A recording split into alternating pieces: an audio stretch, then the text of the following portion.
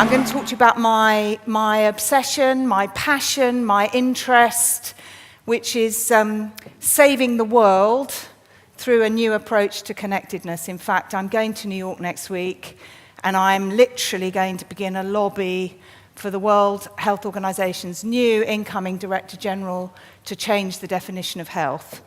No less. They say that women should aim high, so why not? But I'm just going to begin by saying that I'm not going to talk about networking because you all know about it, you all do it. Most of you would say you hate it. And I would say I'm kind of with you, and any event, I noticed before I said this that this does not have this at the end of a program, but if you ever do go to a program event which has networking drinks at the end of it, just walk out, because it's all a kind of Grimbalina approach to working a room, to being transactional, blah, blah, blah, none of which is either interesting or relevant to what I think is the real issue, which is in fact not networking, but networks. So, I've stumbled across this world very accidentally. I am a professor in networking in a number of places. I'm totally uneducated apart from what I've read and learned myself, and that has put me in a very good position to pick up things without having an orthodoxy. I feel if I'm any expert of anything, it's synthesizing about 80 years of behavioral science, neuroscience, management theory, economics, and sort of schmulching it together like a DJ.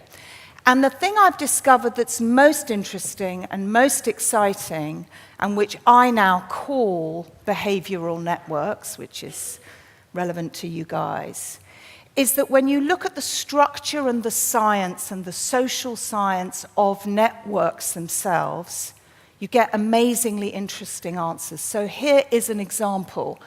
This network is called a fully connected network. But ironically, it's the opposite of a fully connected network. It's actually a closed, self-reinforcing feedback loop of a network. It's the sort of wrong kind of network. So Theresa May appears to have been in a fully connected network with two of her closest advisors, and it hasn't got her very far. Jeremy Corbyn, arguably, has operated on a much different kind of network. And the headline on the network science, I can point you in the right direction. The book does have a very detailed bibliography if you are interested. But the headline of all of network science is pretty much this, that the more diverse and loose and porous, the better. In fact, there's a whole body of thought I can't even go into today around how organizations behave best when they're open and fluid and operate like jazz ensembles, not orchestras. In other words, closed, tight networks are not what we want. If you read one book, other than mine, read a book called Linked: The Science of Networks by the wonderfully named Hungarian scientist Albert Laszlo Badabashi. I love saying that. And he says, and I quote, "Networks are everywhere, you just have to look for them." And this is a network which is a case study in how connectedness sweeps through us whether we like it or not, and the parallels to looking at behavior in society as a whole. What is this network? It's the network on which it's the network structure of the Ebola virus. And the story of how Ebola took hold and spread through the West African communities in 2014 is highly instructive, because the properties of this particular network, in fact of any epidemic or pandemic, are identical in structure pretty much to only one other kind of network. It's called a scale-free network. It's when the nodes and the hubs are so numerous, replicate so quickly, that something gets out of control. Perhaps you can guess what the other kind of scale-free network as a structure is. It is, of course, the internet. It is why things are viral. And in fact, at almost the same time that the Ebola virus was sweeping through West Africa in 2014, Kate Bush's first concert tickets in 35 years went on the internet, sold out in 15 minutes, and she said, no irony intended, but using viral terminology, I am completely overwhelmed. So the point I want to make is the structures of networks need to be understood, but what moves the needle is the behavior on those networks. Again, I haven't got time to go into it today, but the behavior on the networks of terrorists is now becoming clear. The behavior and the understanding of the security services of those network behaviors is clearly not everything it could and it should be. So the science of networks is massively important. But the context is time frame, time scale. We have a real issue and a problem about time. If I tell you that there's one number and only one number that connects every single person on the planet, and it's a very small number, I would say not many of you will know what that number is. But it is a number to do with time. It's 168. It is the finite number of hours in a week, end to end, that hasn't changed since the Sumerian calendar.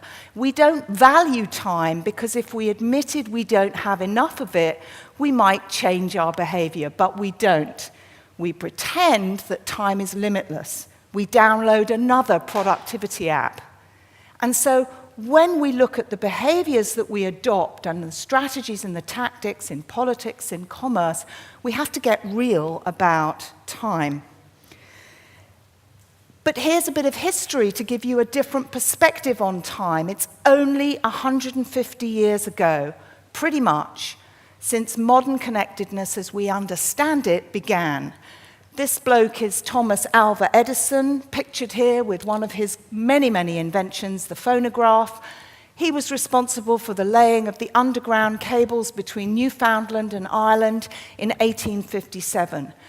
He died in Menlo Park, where Elon Musk is busy building his Hyperloop. But all of 21st century modern connected technology and life began just that short period of time ago. And I think it's worth contextualizing that.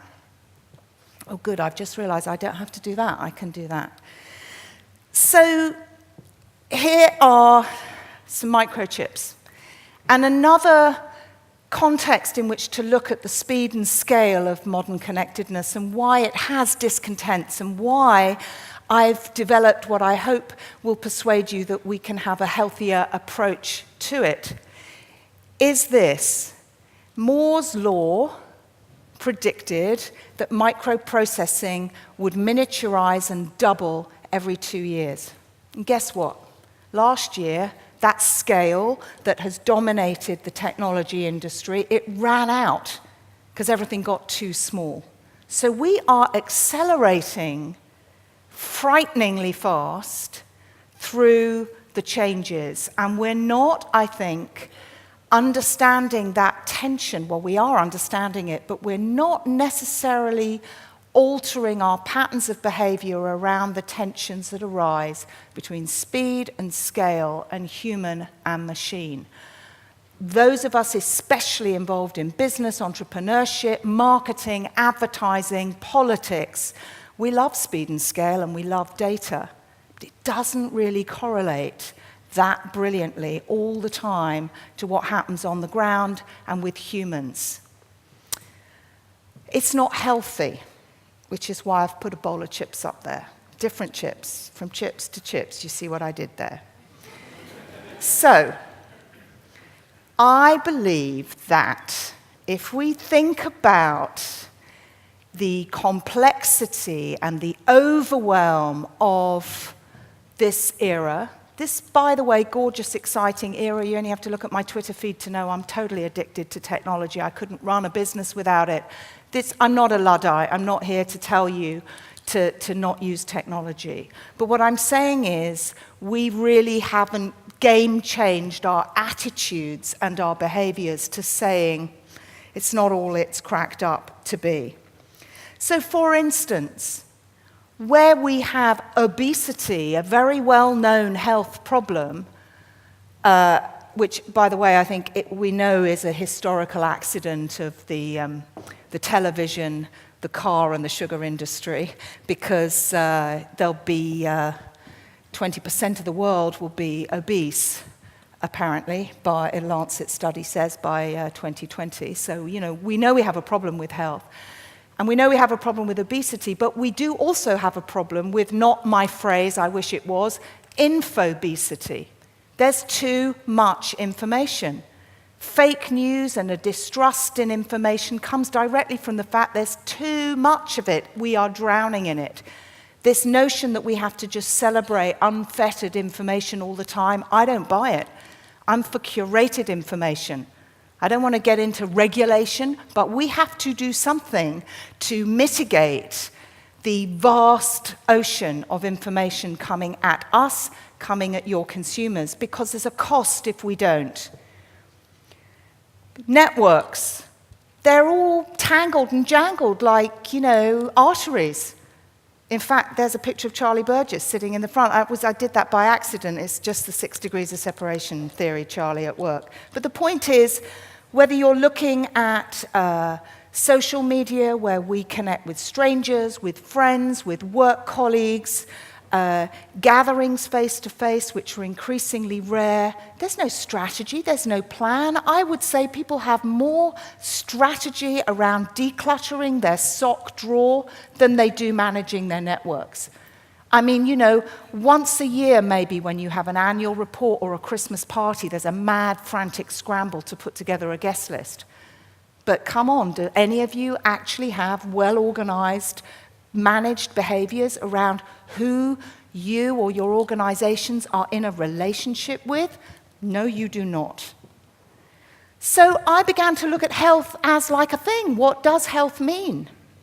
And much to my surprise, it means something that hasn't been updated for 70 years, which is quite weird, which is why I'm beetling off to New York to have a go at it.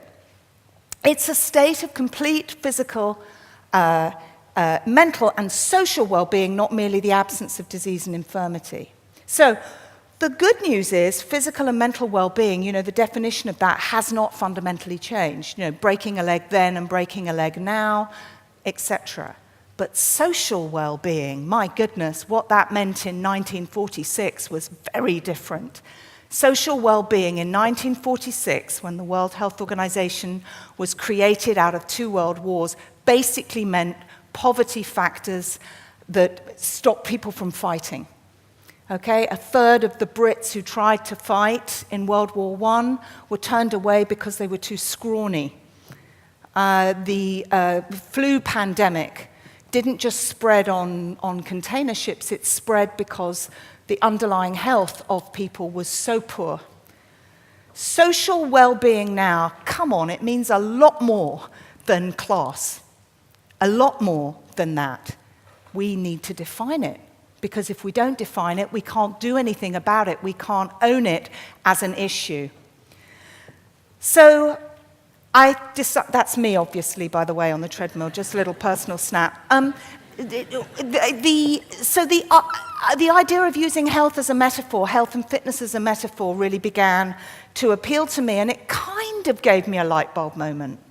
Because I thought, hang on a minute, there is a process and a system and a structure to how we have strategies around our physical and our mental health.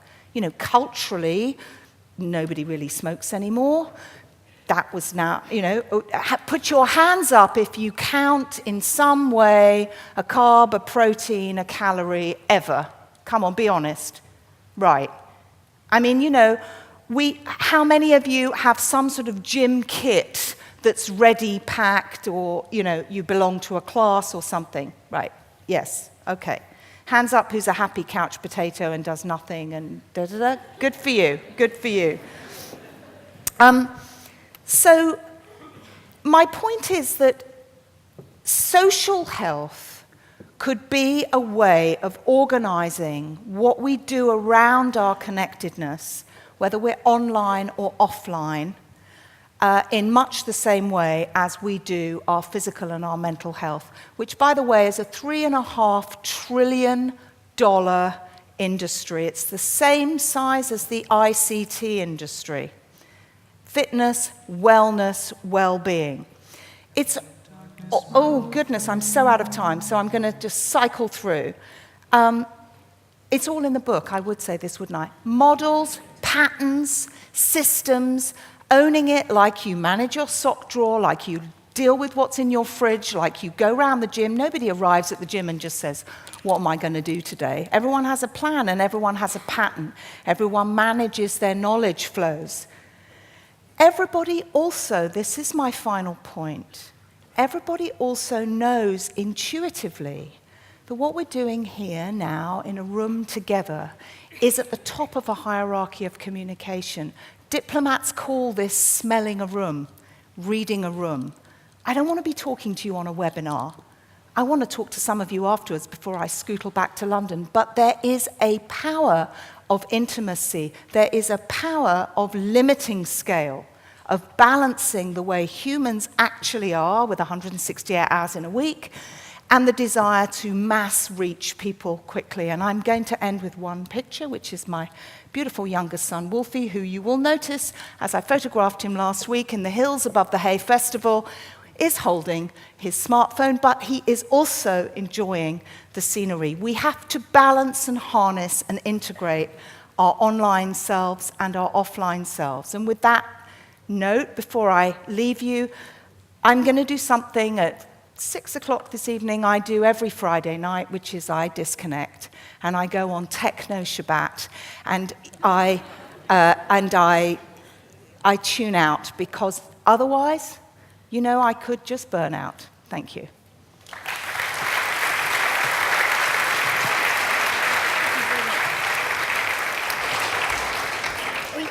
Do you think one of the problems is that the speed at which this has all happened has outpaced our ability to create rules around it? So you make the point about the Sabbath. One of the things that happened patently before this technology came along is we didn't really realize it, but what we could do was very largely determined by context. So if you're at a dinner party, you could only talk to the people there. If you're in a meeting, you talk to the people. If you're in the photocopier room, you did photocopying, and so on. Yeah. And then suddenly, particularly with mobile devices, you had continuous partial attention because you could do anything from anywhere. And we haven't really developed yet. I mean, it's interesting that, you know, you mentioned Techno Shabbat, which is, I suppose under our new DUP overlords, probably Sabbath observance will make a bit of a revival. But there also seems to be a very strange belief that, you know, faster, cheaper is inherently better. Yeah. And that always on, for example, is better than sometimes. Well, you memorably wrote, Rory, in The Spectator, and I've quoted you in my book, talking about HS2, saying, you know, let's be honest, shaving whatever it is, 52 minutes off a journey from Biddly-Boo to Biddly-Boo is not a game changer. I mean, we're obsessed with speed and scale. Yeah. And actually, it doesn't really bear scrutiny. Slow is quite good. Intimate and small numbers is quite good. We are only just beginning to think about it, and I don't want to be sort of mean-spirited, but I do think that a sort of techno-evangelism has taken hold over the last 25 years. I agree with that, yeah. And I think we have to stop it, and I think we have to say, yes, but there are other factors involved. I mean, this rapidity is so fast, we haven't yet slowed down to process it. It was only in 1982 that Time magazine made the computer machine of the year. Yeah. You know, it's recent. There's a great question there which just disappeared. Oh, sorry. Don't worry. There we are. Do you think the problem with Infobesity is the lack of control in algorithms, particularly Facebook? I mean, I think Facebook Absolutely. is pretty unwholesome. I think algorithms... In fact, I think the big story is search, is the distortions of search. So... actually finding out information in a narrative structure based around, you know, the A to Z of when a piece of information began and how it's evolved is now completely distorted, if not destroyed, by the fact that whoever searched on something replaces it.